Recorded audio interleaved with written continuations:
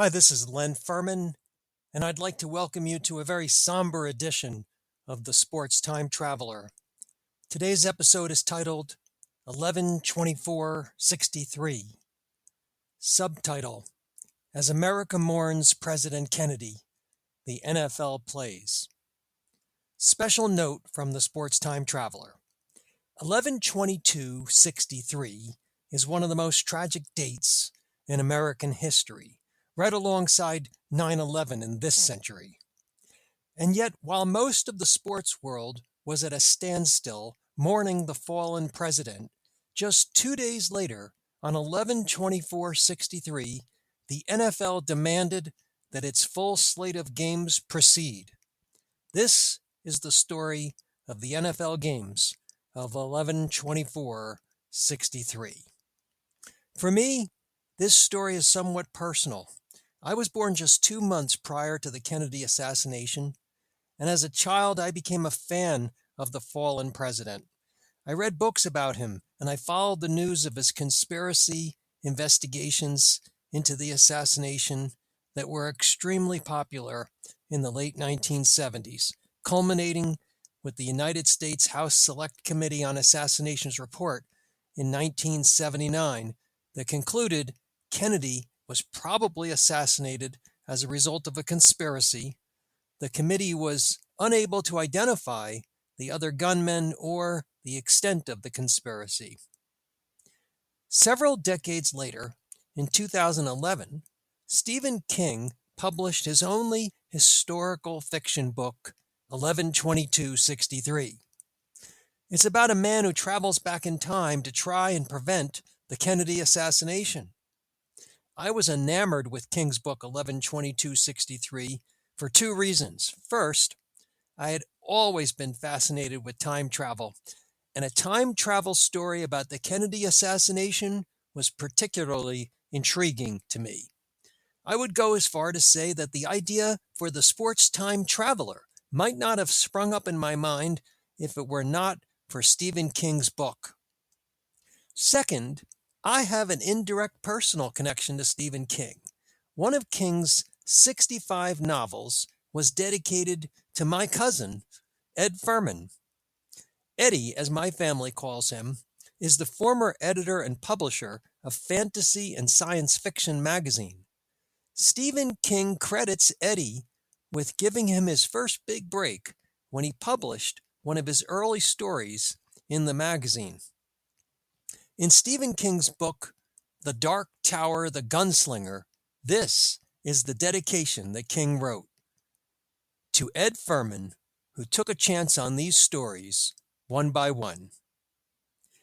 Naturally, the sports time traveler had to make this trip back to 11/24/63 to do my own investigation of the assassination, understand why the NFL played, and find out what happened in the games of 11/24/63. The byline for the story is New York on 11/25/63 because I based my virtual trip in that city, and as always, I had to wait until the newspapers were published the morning after the games. And now the article begins. 11/24/63, New York, November 25th, 1963. The sports traveler is back here in 1963 in a time of national sadness, just days after President Kennedy was gunned down in Dallas. This is my first virtual time travel trip in which I'm not just experiencing sports history, but American history. New York Governor Nelson Rockefeller has declared today, a Monday, a legal holiday in observance of President Kennedy's funeral. And yet yesterday, the New York Giants and all other NFL teams played their regular Sunday games. In Yankee Stadium yesterday, the opening kickoff was less than 48 hours after John F. Kennedy was declared dead. Television networks chose not to cover the NFL games. CBS, which covers the NFL nationwide, canceled all entertainment programming over the weekend. The New York Times reported on Saturday, the day after the assassination, sports activity throughout the nation came to a virtual halt yesterday with the news of President Kennedy's death, and there were indications last night that much of it would not be resumed until after the funeral. Virtually all sports activities in progress yesterday or scheduled for last night were called off. These included the NBA's 4-game slate, college and high school football games. The Los Angeles Times on Saturday ran a banner headline at the top of the sports section that read, "Sports Near Standstill as U.S. Mourns." And the great sports columnist of the LA Times, Jim Murray, declared just below that, "No time for fun," in the headline of his daily read. Murray wrote in his column, "Sport lost a friend in President Kennedy. Fitness was as big a passion with him as freedom. If the free weren't fit, they wouldn't be long free," he held. He welcomed athletes into the White House, not for their notoriety, but for their example. The Young American Football League, the AFL, announced they were postponing all 4 of their games on Sunday. However, NFL Commissioner Pete Rozelle made the decision to press on with Sunday's games. The Chicago Tribune's George Stickler wrote in Saturday's paper that Rozelle, quote, notified NFL clubs last night that the 7-game schedule for tomorrow would be played, and ordered visiting teams to proceed to the site of the contests. In light of yesterday's tragedy in Dallas, he proposed no team introductions, and no halftime entertainment. Each contest, Rozelle urged, should open with both squads on the field for a moment of silent prayer. Yesterday's New York Times quoted Rozelle's explanation for his decision. "It has been traditional for athletes to perform in times of great personal tragedy. Football was Mr. Kennedy's game. He thrived on competition." Several teams were against the decision. Philadelphia Eagles president Frank McNamee told the AP that he would not go to the Eagles game, and the mayor of Philadelphia asked Pete Rozelle to postpone the game against the Washington Redskins, informing Rozelle that neither team wanted to play. The New York Times reported that Pittsburgh and Cleveland both wanted their home games postponed. They also reported that several callers to the New York Times inquiring about the status of the Giants game were, quote, shocked, aghast, upset, ashamed, or horrified that the game was to go on. But this morning, in the Los Angeles Times, Pete Rozelle was further quoted with an affirmation of his decision. "Everyone has a different way of paying respects. I went to church today, and I imagine many of the people here at the game did too. I cannot feel that playing the game was disrespectful, nor can I feel that I have made a mistake." And so the NFL played. The teams had no choice. It was a decision by the league. Yet despite the protests of a minority of fans, stadiums were actually filled. The 5th-place Rams had 48,555 come to the LA Coliseum to see Johnny Unitas and the Colts. This was actually 3,000 more fans than came to see the Rams' West Coast rival, the 49ers, last month. And 4 of the 7 NFL games were sellouts. But no games were broadcast on national TV, although WGN in Chicago did broadcast the Bears-Steelers game live from Pittsburgh, just in the Chicago area. Note from the Sports Time Traveler.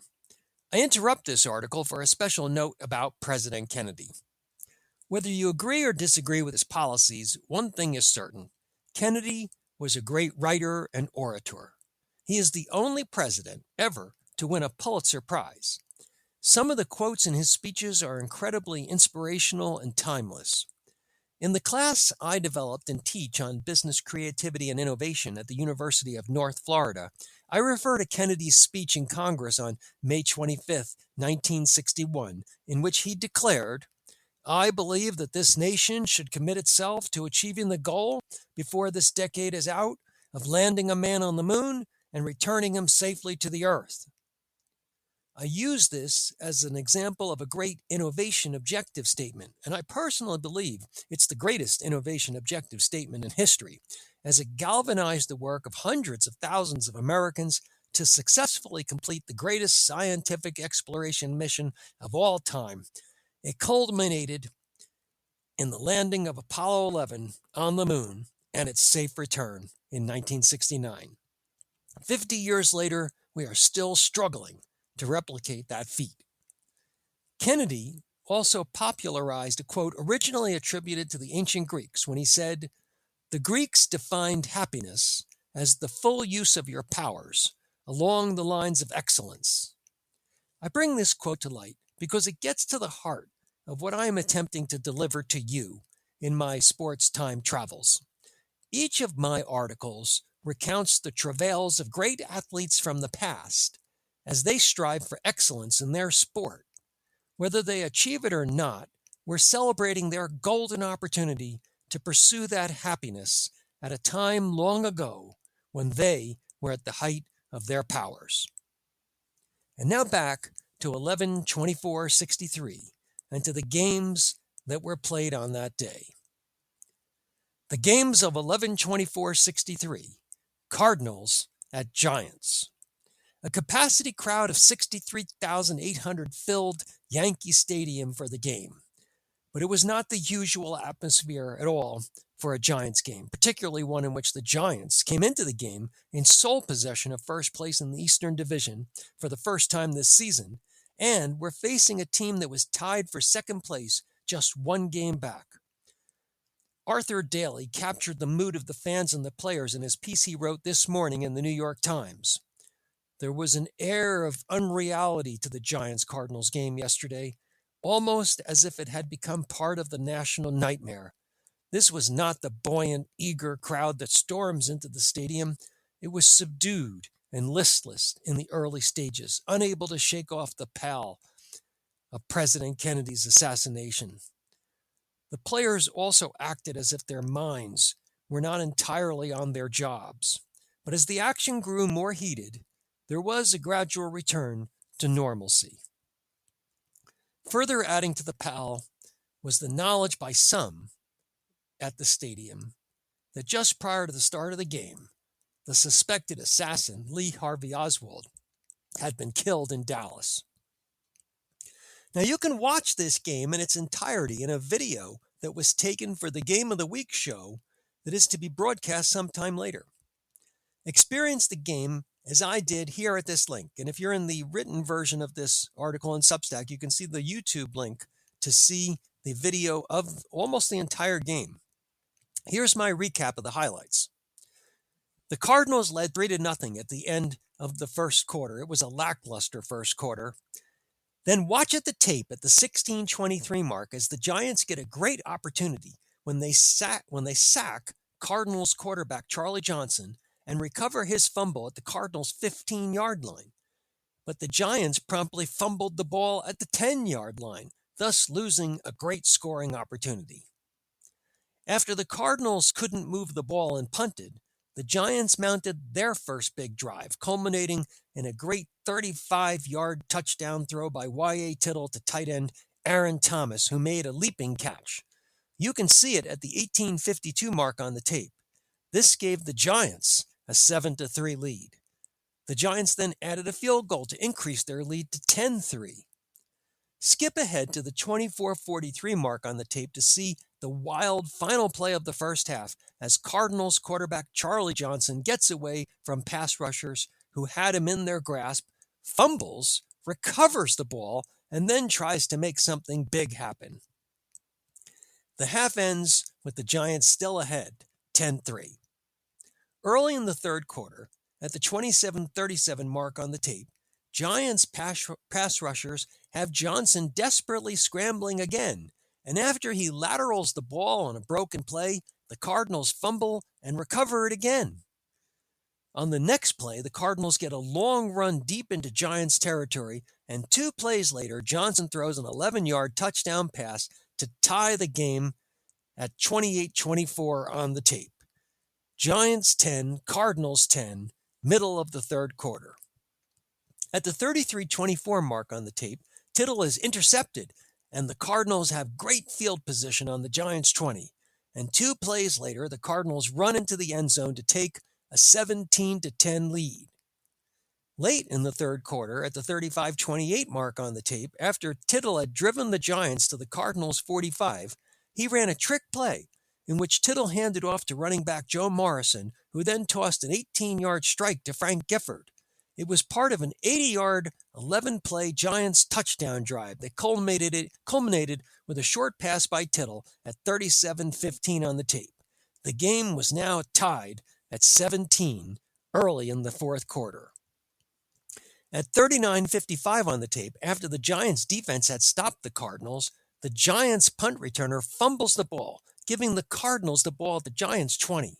They took advantage of the field position and scored the go-ahead touchdown on a 3-yard Johnson pass. In the middle of the final quarter, Tittle showed incredible toughness at the 42:22 mark on the tape when he scrambled for 15 yards to the Giants' 40-yard line.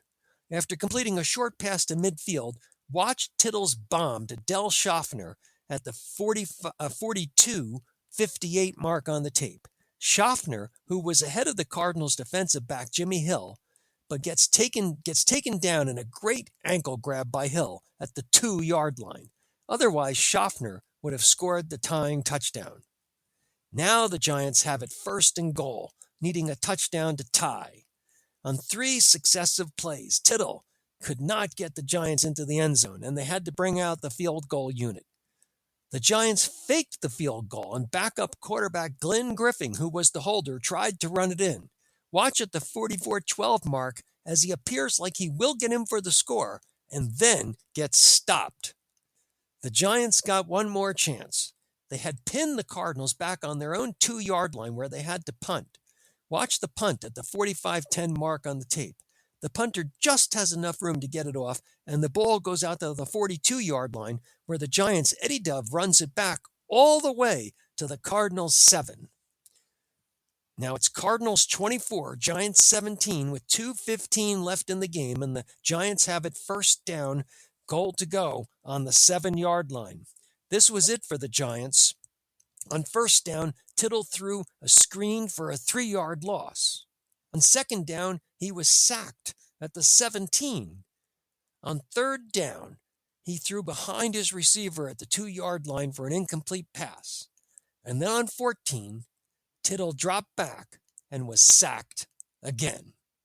The Cardinals' defense had saved the game for St. Louis. Cardinals win it 24-17.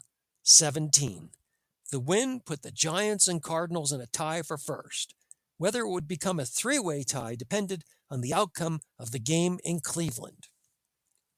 Cowboys at Browns. This was the strangest game of the day. Dallas players felt numb after the assassination had taken place in their hometown. Fritz Howell of the AP called it a somber contest, and the Browns' PR director said he received 75 or 80 calls protesting the playing of the game. Jim Brown had an off game, rushing 17 times for just 51 yards for 3 yards a carry, 4 below his average for the season. That prevented Brown from breaking his own single-season NFL rushing record. He needs just 29 more yards with 3 games to play to set a new single-season NFL standard. Brown's running mate, Ernie Green, made up for Brown's performance by gaining 97 yards on just 7 rushes, and the Cleveland defense intercepted Dallas's Don Meredith 4 times in leading the Browns to a 27-17 victory. The win put the Browns in a 3-way tie for the Eastern Division crown with the Giants and Cardinals, who are all at 8-3. Bears at Steelers. In Pittsburgh, the Western Division leading Bears faced the Steelers in front of a sellout crowd at Forbes Field. You can watch the highlights of this game in a short 2-minute video that I've included in the written version of this article on Substack. Watch at the 1:33 mark as Bears quarterback Billy Wade throws a short pass to tight end Mike Ditka, who then goes on a terrific multi-tackling, breaking 67-yard play before being brought down deep in Pittsburgh territory. See Ditka lying exhausted on the field after his long run following the catch. The play set up a field goal with 4 minutes to go in the game that salvaged a 17-17 tie for the Bears. NFL standings after the November 24th games. Eastern Division, three-way tie for first. New York, Cleveland, and St. Louis, all 8-3. Pittsburgh, fourth place, 6-3-2. Dallas and Washington tied for sixth place at 3-8, and Philadelphia seventh and last at 2-8-1. Western Division, first place, Chicago Bears, 9-1-1, the best record in the NFL. Second place, the Green Bay Packers, 9-2, second best record in the NFL. Third place, the Baltimore Colts, 5-6. Fourth place tie between the Detroit Lions, the Minnesota Vikings, and the Los Angeles Rams, all 4-7. And last place, the San Francisco 49ers, 2-9. Additional notes from the Sports Time Traveler. In my virtual time travels back to the time of the Kennedy assassination, I uncovered two interesting finds. First regards the conspiracy theories around the assassination. The first attending physician to see President Kennedy upon his arrival at Dallas's Parkland Hospital was Dr. Malcolm Perry.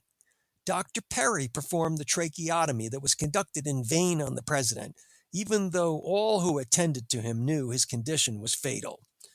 Dr. Perry rarely spoke about the tragic day throughout the rest of his life, but in an interview on the afternoon of the assassination, as cited in both local Dallas newspapers and in syndicated press reports about 2 hours after Kennedy died, Perry told reporters, quote, "There was an entrance wound below his Adam's apple."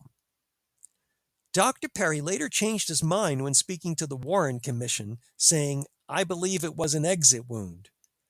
The significance of this is the requirement of a second shooter, if in fact the neck wound was an entrance wound coming from the front, as Oswald was perched behind Kennedy in the book depository building. No shot from Lee Harvey Oswald could have entered from Kennedy's front, just below his Adam's apple. The second interesting historical finding was the transcript of the speech that Kennedy was to have delivered in Dallas after his motorcade arrived at the intended destination. The New York Times printed the entire text of the speech.